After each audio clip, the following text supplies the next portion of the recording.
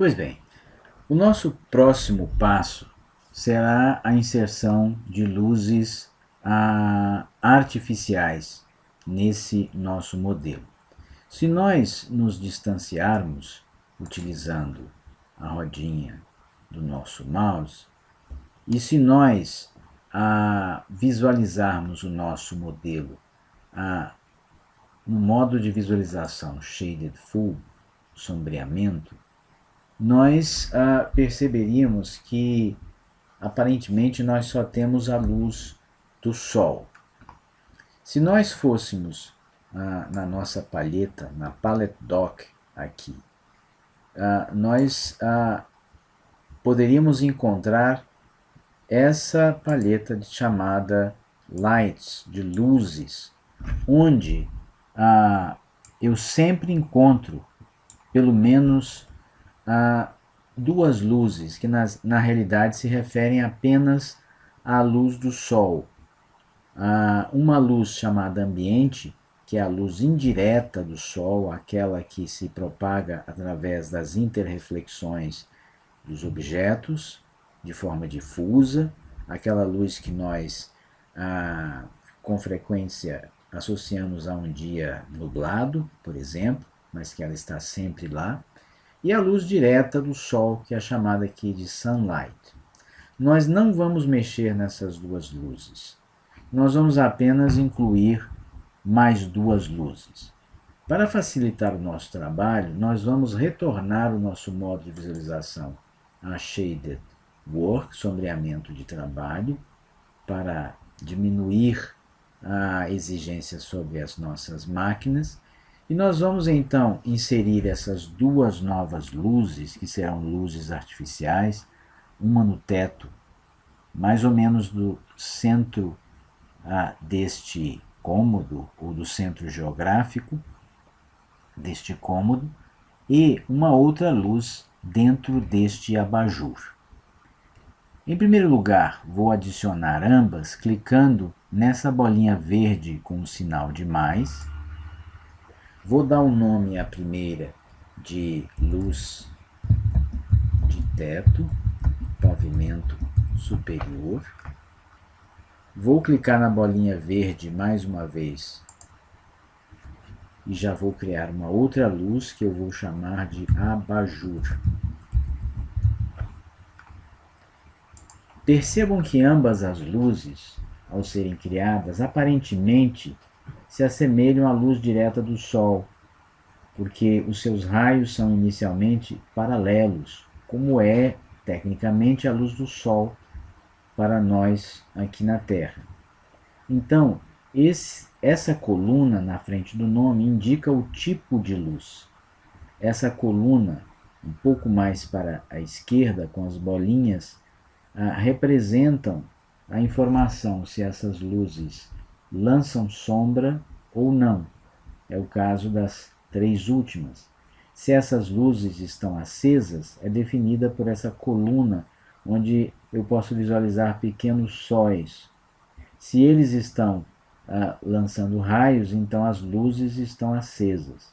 Se não, estão apagadas. Essa coluna do cadeado me permite congelar essas luzes, de tal forma que elas deixam de ser editáveis.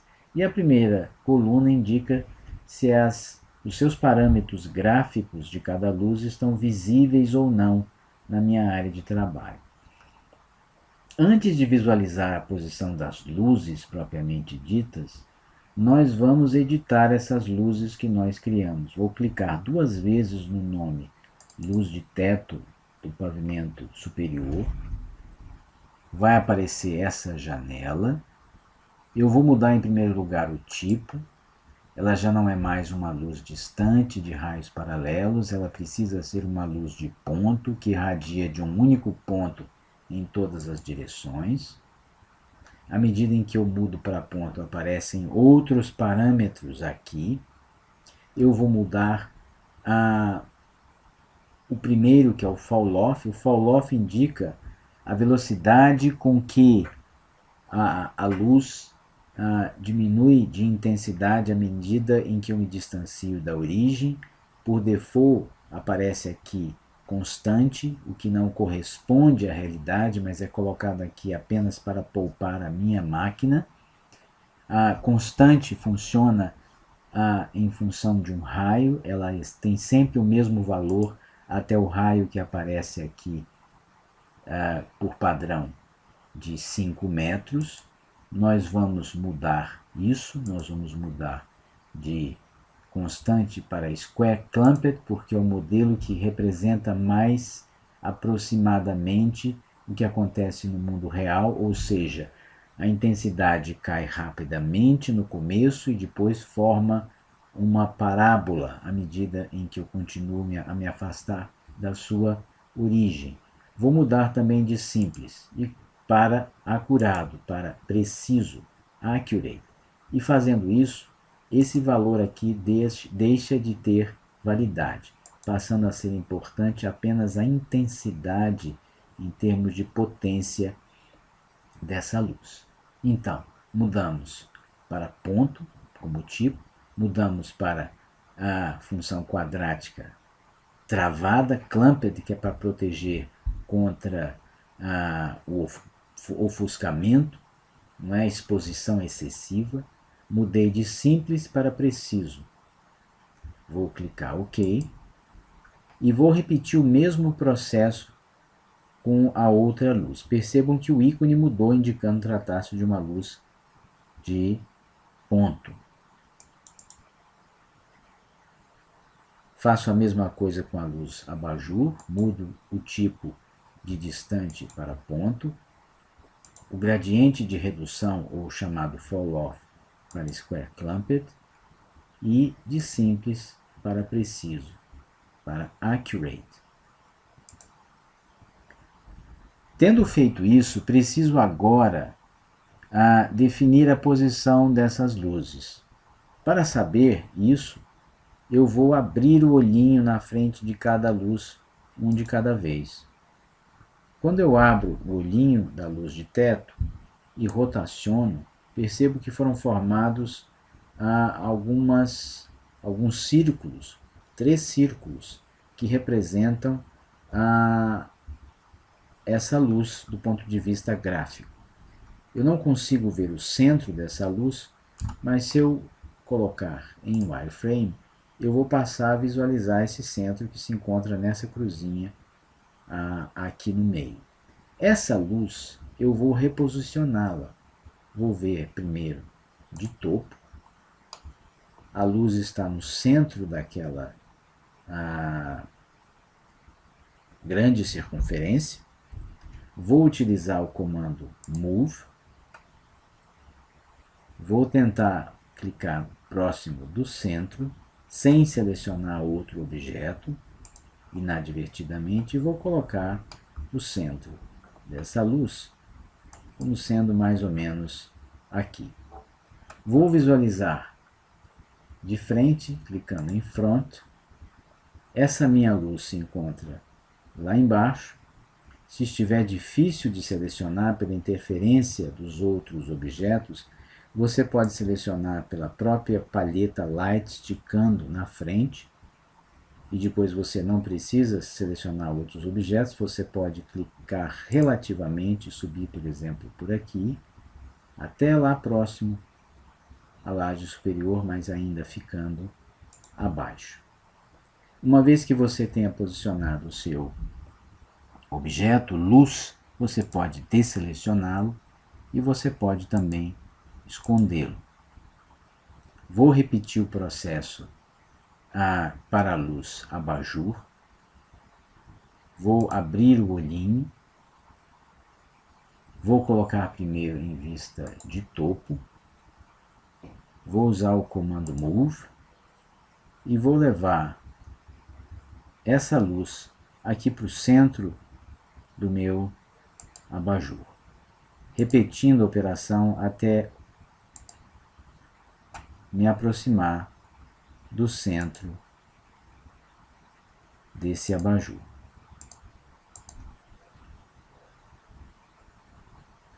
Vou visualizar de frente também. Percebam que o centro da minha luz, embora posicionado de forma correta na vista horizontal, na vista, desculpa, de topo, não é? Ao visualizar na vertical, ele ainda se encontra deslocado, ele precisa estar mais acima. Vou clicar aqui e vou subir, procurando seguir aquela guia temporária, não me deslocar nem para a esquerda nem para a direita, e colocar o centro da luz mais ou menos aqui, no ponto médio entre o topo da haste do abajur e esse ponto da seção de cone superior do abajur. Posso voltar a visualizar tridimensionalmente, posso esconder os parâmetros gráficos daquela luz fechando o olhinho, posso voltar a visualizar em Shaded Work. Nessa forma de visualização, o Shaded Work, eu não visualizo o sombreamento. Se eu colocar, por exemplo, em Shaded Full, vou perceber que o Shaded Full possui limitações no que concerne a representação das luzes artificiais, as luzes que não são de raios paralelos ou as luzes distantes. Mas se eu apagar as luzes artificiais, eu volto a ter o cálculo correto da luz do Sol. Então, quando eu quiser utilizar o Shaded Full, eu devo de preferência desligar as luzes artificiais. Vou ligá-las novamente e se eu quiser ver o efeito perfeito da luz do Sol em conjunção com a luz ou com as luzes artificiais, eu posso selecionar o modo de visualização Render Zone, que me permite um cálculo perfeito das luzes, mas em compensação não me permite interatividade, não me permite reposicionar a minha visualização sem que seja necessário um tempo de cálculo antes que eu possa ver de imediato o resultado daquele esquema de iluminação. Agora nós vamos aprender como salvar vistas internas. Para isso eu vou, em primeiro lugar, voltar ao Shaded Work. Vou ativar aquele meu layer laje de teto do pavimento superior. Vou reposicionar o meu ponto de vista.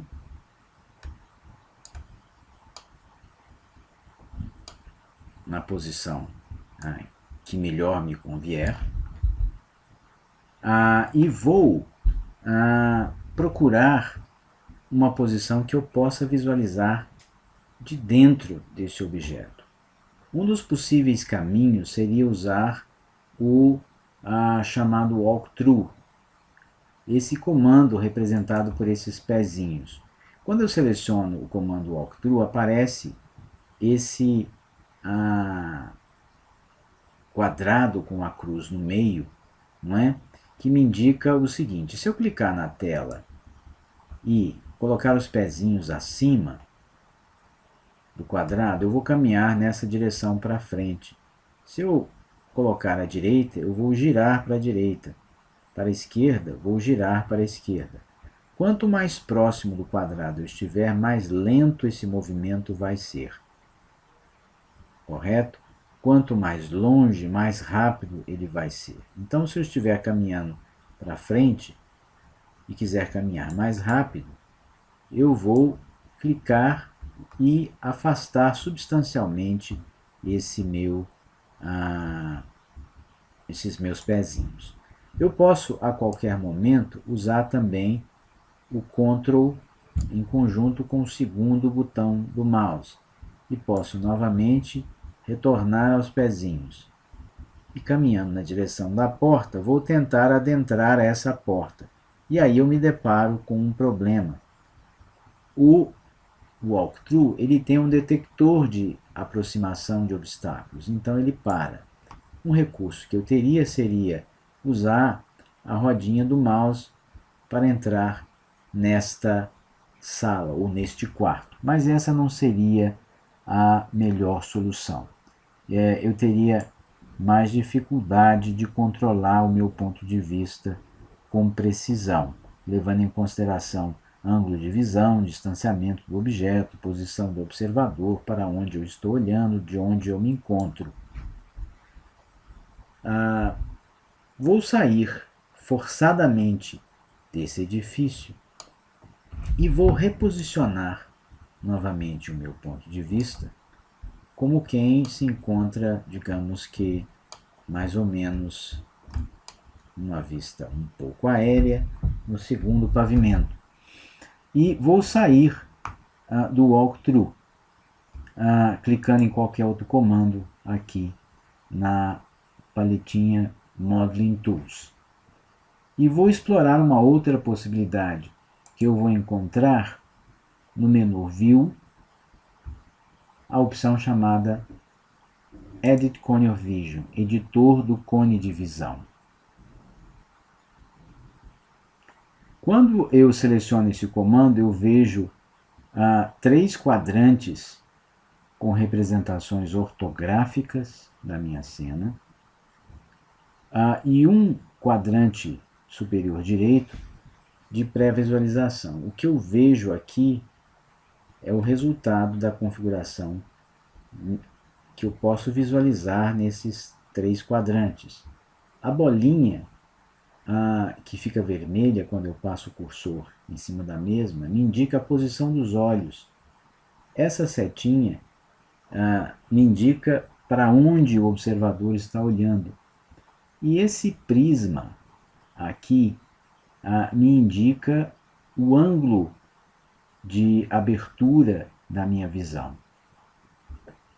A distância entre este plano e este não é muito relevante. Eu posso clicar, por exemplo, aqui e aproximar um plano do outro e perceber que não vai fazer nenhuma diferença na minha visualização. Eu posso também me aproximar aqui desse ponto e clicar afastando o plano menor e aproximando do observador e percebo que nenhuma diferença vai fazer. O importante é que esses 2 planos e os seus 2 diferentes tamanhos definem um ângulo de visualização que eu posso controlar por essa seteira ou por essa seteira daqui. Se eu clicar na seteira, eu posso ampliar o meu ângulo de visão, tomando cuidado de que, se eu ampliar demais, vão ocorrer distorções. O ideal é que eu deixe este valor por volta dos 30 graus para cada lado, como aparece aqui. Eu posso, então, usando esses 3 quadrantes, posicionar o meu observador. Por exemplo, eu poderia clicar nessa bolinha e levar o meu observador, pelo menos do ponto de vista da vista superior, para esse cantinho aqui e fazer com que, clicando na seteira, ele estivesse olhando naquela direção. Ou, se eu preferisse, levar o meu observador para aquele lado e trazer a seta para esse lado daqui. Percebam que pela minha janela de pré-visualização, o meu observador está olhando muito de cima, muito para baixo. Se eu selecionar o quadrante inferior esquerdo e me aproximar, posso até reduzir o tamanho do meu prisma para ter mais controle, e me aproximo da minha cena, vejo que o meu observador está muito alto. Eu vou descer um pouquinho com ele e vou subir a seteira, até que eu possa visualizar aproximadamente essa cena daqui. Percebam que eu agora tenho uma vista que possivelmente poderia ser satisfatória, eu poderia reajustar se eu quisesse, mas eu posso também salvar essa vista. Eu tenho uma palheta aqui, ainda dentro do editor do cone de visão que me permite salvar vistas. Se eu clicar aqui, eu vou ter uma vista salva. Eu já tinha uma vista antes, que eu não cheguei a usar nesse arquivo, e agora vou salvá-la aqui, dando um certo nome, qualquer nome que eu quiser. Por exemplo, olhando para a cama. O nome que você quiser. Se eu quisesse, eu poderia também novamente reposicionar o meu observador. Por exemplo, agora olhando para a escada, talvez dessa direção, talvez visualizando um pouco da janela, assim. E salvar igualmente essa vista, clicando na bolinha verde com o sinal de mais, e vou dizer que o nome dessa vista é olhando para a escada e janela.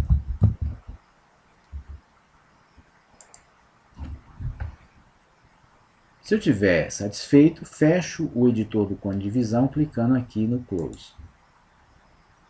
Volto à minha área de trabalho padrão. E o que eu vejo aqui é a última vista salva. Se eu rolar a minha palette dock até mais embaixo, eu posso abrir a palheta Views. E aqui eu posso visualizar as minhas duas vistas que eu salvei lá no editor do cone de visão. A primeira e a segunda. E eu posso, percebam, eu posso renderizar cada uma destas vistas. Por exemplo, essa primeira.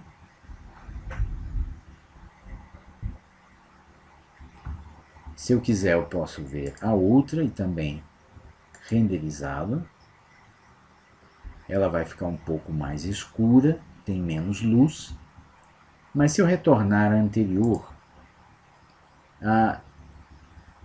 eu preciso estar atento para uma distinção. Essas vistas não são imagens, elas apenas são o registro da posição do observador, para onde ele está olhando e qual o ângulo de visão. Qualquer coisa que eu mude no meu cenário, toda vez que eu voltar a essa cena, já estará incorporado ao meu cenário. Agora, se eu renderizar com o Render Zone e exportar a imagem, aí sim seria como se eu estivesse batendo uma fotografia. Para fazer isso, eu venho aqui em Export Image, me utilizo de qualquer desses formatos, por exemplo, JPEG, posso salvar na minha área de trabalho, ou aonde eu estava antes, por exemplo, vou salvar aqui. Ele me pergunta qual grau de compactação e qual o fator de qualidade, vou dizer que é o melhor possível, o High, e aí vou clicar em OK, e ele vai ter salvo lá naquela pasta. Não é? No meu caso, ele salvou aqui como uma imagem estática, o que é diferente da minha vista, que é apenas a gravação de alguns parâmetros de visualização e não dos itens contidos no cenário.